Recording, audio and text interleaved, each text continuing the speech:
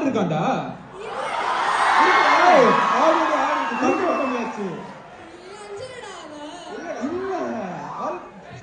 இல்ல நான் சொன்ன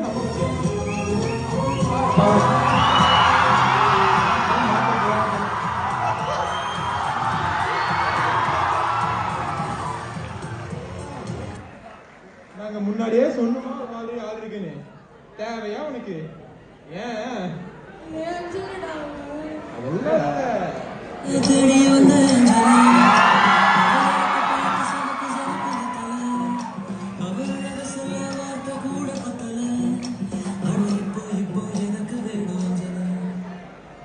ஏன் கோபி பொம்பளை சோப் கேக்குதா கோபி?